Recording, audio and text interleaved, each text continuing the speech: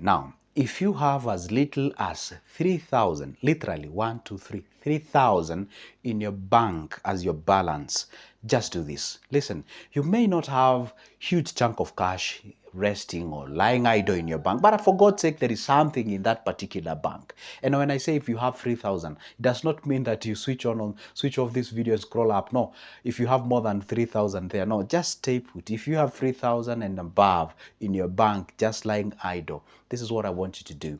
You know what? There are people who ride. By the way, before I even tell you anything, do you know there is a difference between being poor and being broke? Let's first of all dissect those two terms. There's a difference between being poor and being broke. Okay?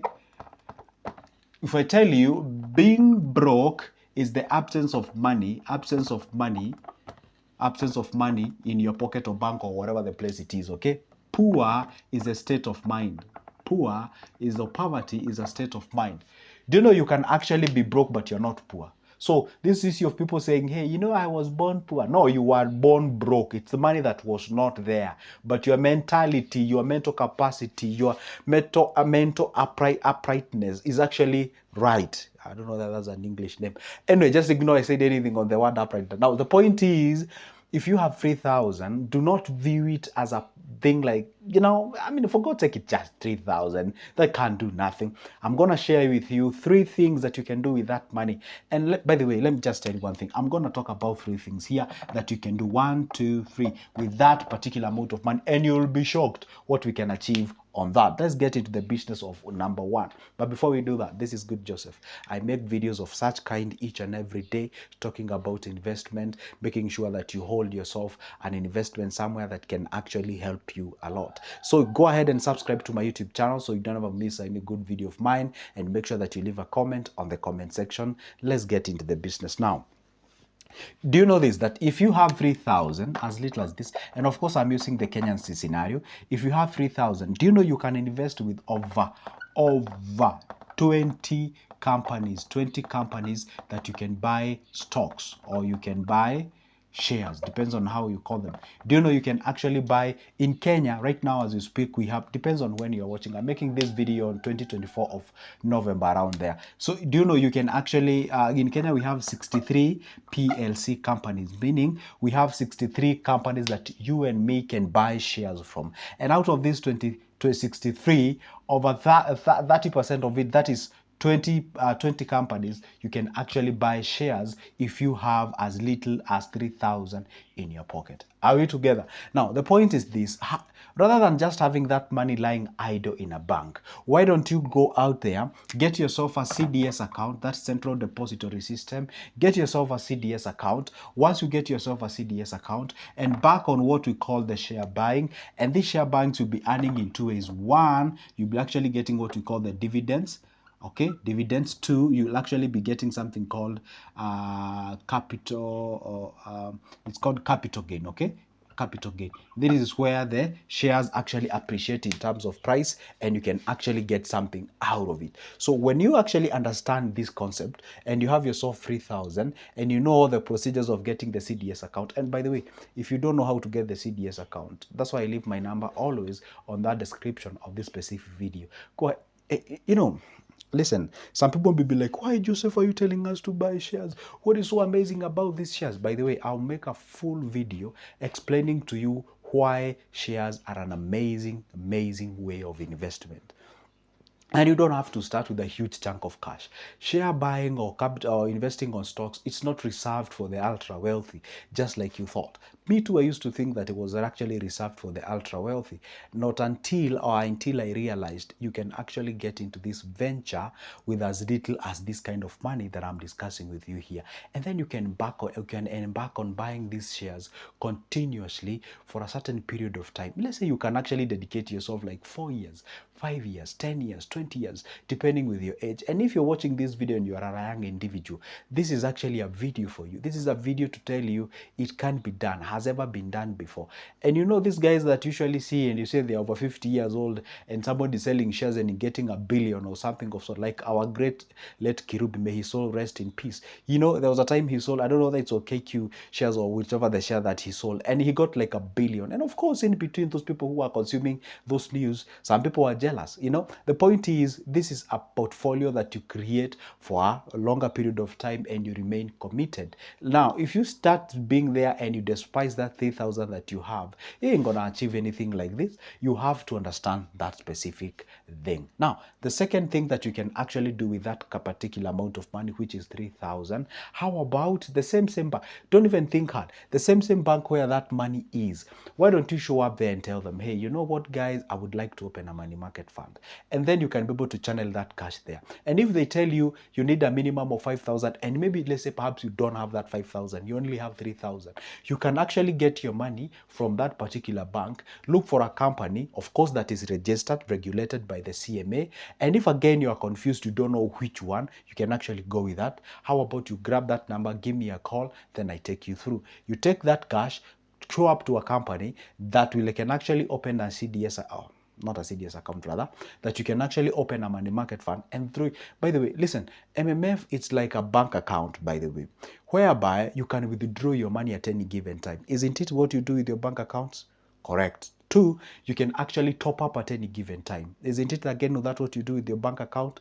Correct. Now, you see, this can actually help you. If you get your 1,000 shilling, you get your 15, you get another 2, you get a 3, you get 10, you get 20. You can always be throwing that chunk there. You put, okay, I actually view money market fund investments at this perspective. It can actually be taken solely for an investment, and as well can be taken as a place where, you know, it's like a waiting bay. It's a waiting bay where your money just rests. It is not idle, remember. It's just a waiting bay as you look for another, say, high yield investment, you know, other form of investment that can actually, you know, you can actually get into it and be like, you know what, I have, say, X amount of money and I'm looking forward into making, say, Y amount of money out of this. And therefore, I'm going to go with this package and such kind of a thing. Are we together? So it's always good to make sure that get that account that is actually giving back. So if you just let that money lie idle somewhere, that can actually be a sort of a problem and something of sort. So show up to that particular bank. That's what I said. Tell them you'd like to open a money market fund in place of you having a transactional account, or what we call, sometimes I tell people, although I do not advocate for fixed deposit, but sometimes I tell people, okay, if you operate on this skepticism and paranoia and whatever, you'd rather even have that money in a fixed deposit. At least it won't make you a lot of money, but again, it's actually cautioning you from what we call the inflation, rather than just having it idle somewhere. So it's always good to understand all these differentiations, you know, whatever is happening with your cash, because some people or some of you guys just ignore because you know, you don't have a huge chunk of cash. Then you think, you know, I saw a certain joke somewhere, and sometimes I don't view it as a joke, because there is someone who will take that message literally. You know, at if that money that you do not have cannot buy you a car, just eat it. Well, it will sound fun, we will laugh, we will enjoy, you know, but a time will come and be like, you know what, wow, I remember that 5,000, I despised it.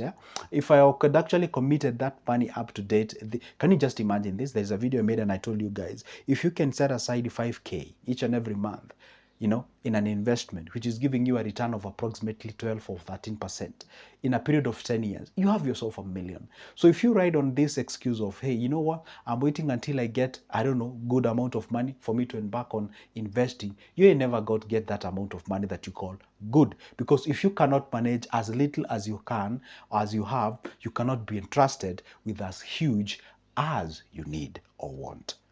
The last thing that you can actually do with that 3,000 is simple. You can actually get yourself in something called FIF. FIF is a sister to a money market fund, but this one is a little bit different. Why? Because the FIF, that is fixed investment fund, they usually invest in things that go beyond 18 months. Why is 18 months magical here? 18 months, when it comes to the money market fund, if you dissect the identity of a money market fund, there is a clause that says the money that you channel in a money market fund, your fund manager should not invest that money in a thing whose return exceeds 18 months. But when you invest in FIF, you're giving them an allowance to play. And that's why, by the way, I don't know whether you have realized this if you come from Kenya.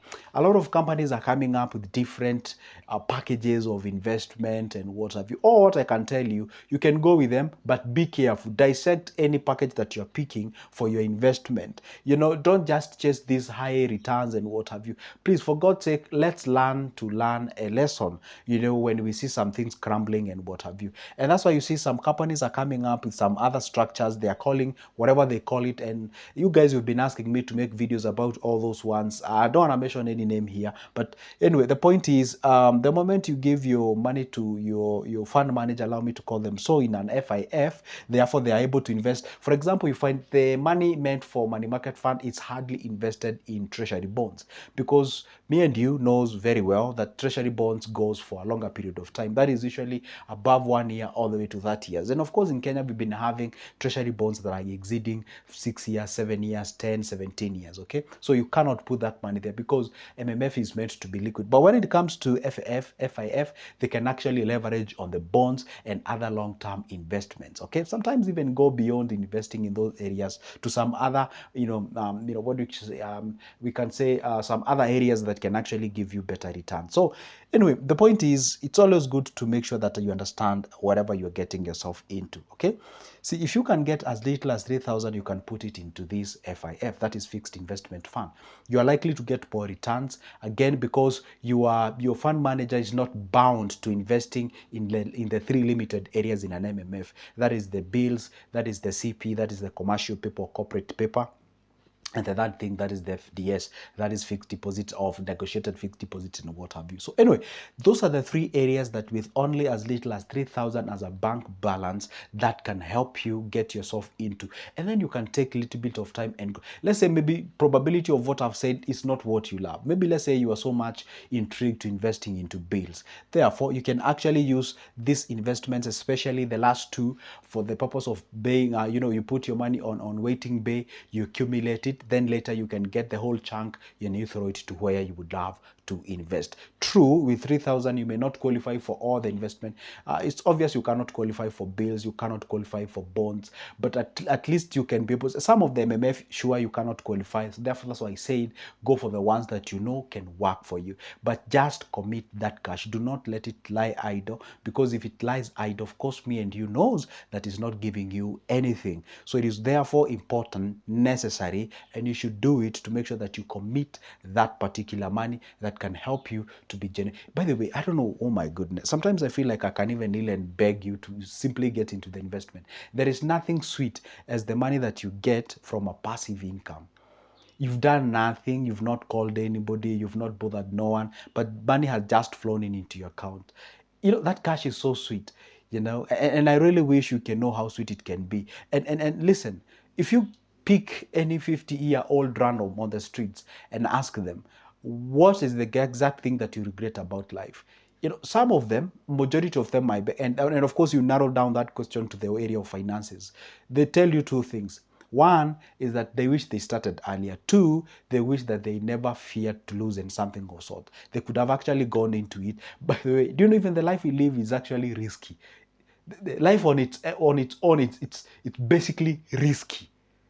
You cannot even assure me that tomorrow morning you're gonna be there. So it's always good to make sure that at least you get there, do something, and believe that it can actually succeed. And that is exactly how you become a winner. And never forget this. This is my parting shot on this video. Darers are the one who are winners. Anyway, that is it. This is Good Joseph, and I want to say thank you for your eyeballs and see you in the next one as you wait for the better times to come. See you there.